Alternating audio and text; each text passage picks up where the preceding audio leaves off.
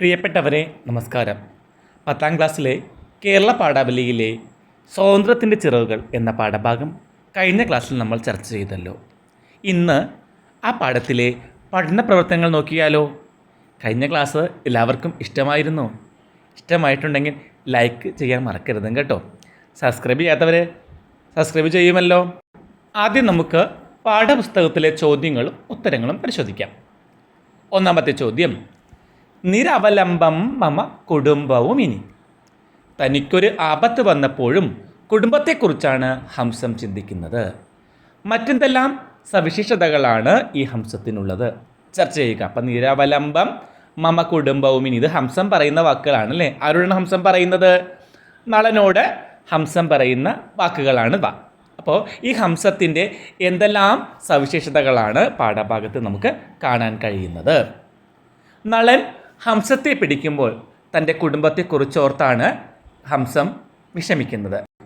അച്ഛൻ മരിച്ചതിനാൽ കുടുംബത്തിൻ്റെ ഏക ആശ്രയമായിരുന്നു ഈ ഹംസം.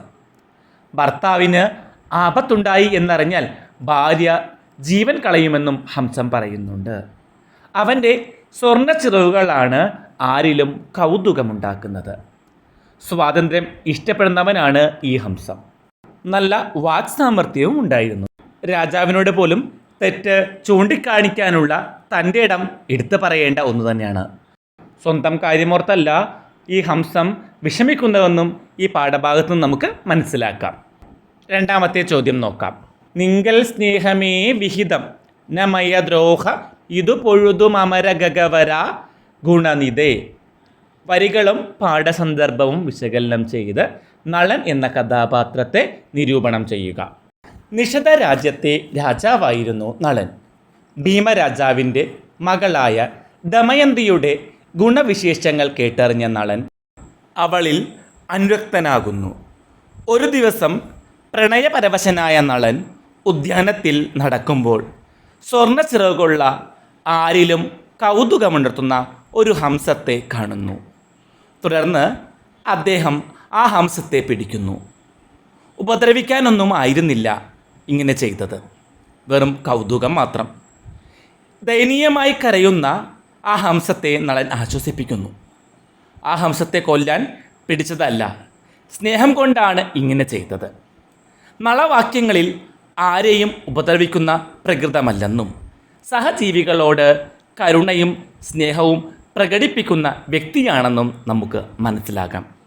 അപ്പം നളൻ്റെ പ്രത്യേകതകളായി നമുക്ക് പറയാവുന്നതാണ്: നന്മയുള്ളവനായിരുന്നു നളൻ, ഉദാരമതിയായിരുന്നു, സ്നേഹമുള്ളവനാണ്. ഉണ്ണായി വാര്യരുടെ കഥാപാത്ര സൃഷ്ടി വൈഭവം വ്യക്തമാകുന്ന ഒരു കഥാപാത്രമാണ് നളൻ. മൂന്നാമത്തെ ചോദ്യം ഇങ്ങനെയാണ്: ദ്രോഹമിതു പൊഴുതമരഗവര ഗുണനിധേ ഖേദമരുതുതേ പറന്നിച്ചക്കൊത്ത വഴി ഗച്ഛനി. ചില അക്ഷരങ്ങൾ വരികളിൽ ആവർത്തിക്കുന്നുണ്ടല്ലോ, ഇത് കാവ്യഭാഗത്തിൻ്റെ ചൊല്ലഴക് വർദ്ധിപ്പിക്കുന്നില്ലേ?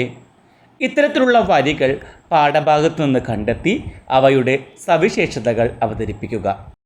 ഈ വരികളിൽ ത, ച, ഗ എന്നീ അക്ഷരങ്ങൾ ആവർത്തിക്കുന്നത് കാണാം. ഇവ കവിതയുടെ ആലാപന ഭംഗി കൂട്ടുന്നുണ്ട്, ശബ്ദഭംഗിക്കും കാരണമാകുന്നുണ്ട്. മറ്റു രണ്ട് വരികൾ നോക്കിയാലോ. ജനകൻ മരിച്ചുപോയി തനയൻ ഞാനൊരുത്തനൻ ജനനി തൻ്റെ ദശയിങ്ങനെ. ഈ വരികളിൽ ജനകൻ, ജനനി, ഈ ജനകൻ്റെ ജ ആവർത്തിക്കുന്നുണ്ട്. അപ്പോൾ ആദ്യാക്ഷരപ്രാസമാണ്. രണ്ട് വരികളിലും ആദ്യത്തെ അക്ഷരം ജ ആയതുകൊണ്ട് ഇവിടെ ആദ്യാക്ഷരപ്രാസം. അതുപോലെ തന്നെ രണ്ടാമത്തെ അക്ഷരവും ഒന്ന് തന്നെയാണ്, ന ന. അപ്പോൾ അവിടെ ദ്വിതീയാക്ഷരപ്രാസമുണ്ട്. അതുപോലെ തന്നെ ഈ രണ്ട് വരികളിൽ ന എന്ന അക്ഷരം നിരവധി പ്രാവശ്യം ആവർത്തിക്കുന്നുണ്ട്. ഇത് ആലാപന ഭംഗിക്കും ശബ്ദഭംഗിക്കും കാരണമാകുന്നു. അതുപോലെ തന്നെ മനസ്സി രുചിജനകം എൻ്റെ ചിറക് മണികനകം. ഇവിടെ ക എന്ന് പറയുന്ന അക്ഷരത്തിൻ്റെ ആവർത്തനം നമുക്ക് കാണാം. അതുപോലെ തന്നെ ഒരേ താളത്തിലുള്ള വാക്കുകളായ മണികനകം, രുചിജനകം എന്നീ വാക്കുകൾ കവിതയുടെ ചൊല്ലഴക് വർദ്ധിപ്പിക്കുന്നുണ്ട് എന്ന് നമുക്ക് പറയാം. അടുത്ത ചോദ്യം നോക്കാം. ചെറുതും പിഴ ചെയ്യാതോരെന്നെ കൊന്നാൽ ബഹുദുരിതമുണ്ടു തവ ഭൂപതേ. ഹംസത്തിൻ്റെ ഈ വാക്കുകൾ വിശകലനം ചെയ്ത് അവയിൽ തെളിയുന്ന ജീവിത മൂല്യങ്ങൾ കണ്ടെത്തി അവതരിപ്പിക്കുക. ഹംസം നളനോട് പറയുന്ന വാക്കുകളാണല്ലേ ഇത്. ഒരു ചെറിയ തെറ്റ് പോലും ചെയ്തിട്ടില്ല, അങ്ങനെയുള്ള എന്നെ ശിക്ഷിക്കുകയോ കൊല്ലുകയോ ചെയ്താൽ താങ്കൾമേൽ വലിയ ദുരിതങ്ങളും ദുഃഖങ്ങളും ഉണ്ടാകുമെന്ന് മനസ്സിലാക്കിയാലും, ഒരു ചെറിയ തെറ്റ് പോലും ചെയ്യാത്ത എന്നെ ശിക്ഷിക്കുകയോ കൊല്ലുകയോ ചെയ്താൽ താങ്കളുടെ മേൽ വലിയ ദുരിതങ്ങളും ദുഃഖങ്ങളും ഉണ്ടാകുമെന്ന് മനസ്സിലാക്കണം. ഒരു നിരപരാധിയെ ശിക്ഷിക്കാൻ തയ്യാറാവുന്ന ഭരണാധികാരിയോട് പ്രതിരോധാത്മകമായും വേദനാത്മകമായും പ്രതികരിക്കുകയാണ് ഇവിടെ ഹംസം. കുറ്റമൊന്നുമില്ലാത്ത ഒരു മനുഷ്യനെ ശിക്ഷിക്കുന്നത് സമൂഹത്തിനാകെ കഷ്ടപ്പാടുണ്ടാകുന്ന സാഹചര്യം തന്നെയാണ്. ഇവിടുത്തെ ജീവിത മൂല്യങ്ങൾ നോക്കാം. ന്യായം, മാനവികത, ധർമ്മം, വിവേകം, അനാവശ്യമായ ശിക്ഷയുടെ ദുഃഖപരിണാമങ്ങൾ എന്നിവയാണ്. ന്യായം, കുറ്റമില്ലാത്തവനെ ഒരിക്കലും ശിക്ഷിക്കരുത്. മാനുഷികവും ധാർമ്മികവുമായ ഒരു പദവിയാണിത്. ഇതൊരു ജനാധിപത്യ മര്യാദ കൂടിയാണ്. നിരപരാധിത്വത്തിൻ്റെ സംരക്ഷണം. ഒരാളെ ശിക്ഷിക്കുമ്പോൾ അവൻ്റെ കുറ്റം ഉറപ്പുവരുത്തേണ്ടതാണ്, അല്ലെങ്കിൽ അതിൻ്റെ പ്രത്യാഘാതം സമൂഹം അനുഭവിക്കേണ്ടി വരും. മാനവികത. ശിക്ഷ നൽകുമ്പോൾ മനുഷ്യൻ്റെ സ്ഥിതി പരിഗണിക്കണമെന്നും വിവേകശൂന്യമായ ശിക്ഷ ദുരിതങ്ങൾക്ക് കാരണമാകുമെന്നും എടുത്തു പറയേണ്ടതാണല്ലോ. ഭരണാധികാരികൾ ധർമ്മം പാലിക്കണം. 1000 കുറ്റവാളികൾ രക്ഷപ്പെട്ടാലും ഒരു നിരപരാധി പോലും ശിക്ഷിക്കപ്പെടരുത് എന്നതാണ് ആപ്തവാക്യം. ശ്രീനാരായണ ഗുരുവിൻ്റെ ഒരു പീഡ യുറുമ്പിനും വരുത്തരുതെന്നുള്ള അനുകമ്പ ദശകത്തിലെ വാക്യവും ഇവിടെ എടുത്തു പറയേണ്ട ഒന്നു തന്നെയാണ്. ചെറുതും പിഴ ചെയ്യാതോരെന്നെ കൊന്നാൽ ബഹുദുരിതമുണ്ടു തവ ഭൂപതേ എന്നീ വാക്കുകൾ ഭരണഘടനാപരമായ സംരക്ഷണം, മനുഷ്യാവകാശങ്ങൾ എന്നീ ചർച്ചകളിൽ വഴികാട്ടിയായി ഉപയോഗിക്കാവുന്നവയാണ്. തെറ്റ് ചെയ്യാത്ത ഒരാളെ ഒരിക്കലും ശിക്ഷിക്കാനോ ഉപദ്രവിക്കാനോ പാടില്ല എന്നതാണ് നമ്മുടെ നിയമസംഹിത എടുത്തു പറയുന്നത്.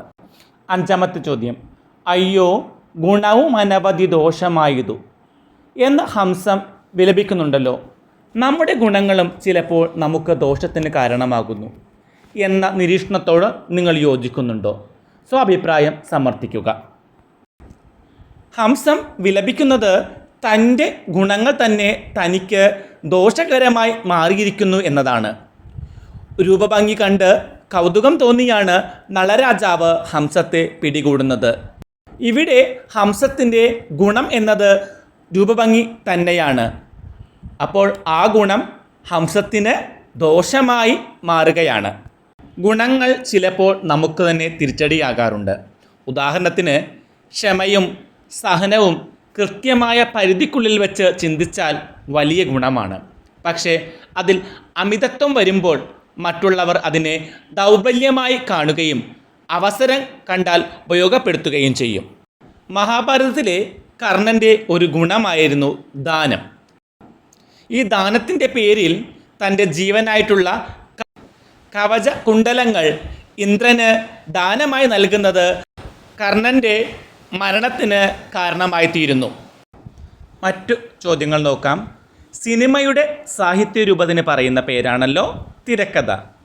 അപ്പോൾ കഥകളിയുടെ സാഹിത്യരൂപത്തിന് പറയുന്ന പേരെന്താണ്? ആട്ടക്കഥ.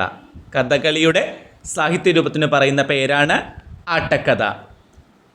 നളചരിതം എത്ര ദിവസമായിട്ടാണ് അരങ്ങത്ത് അവതരിപ്പിക്കുന്നത്?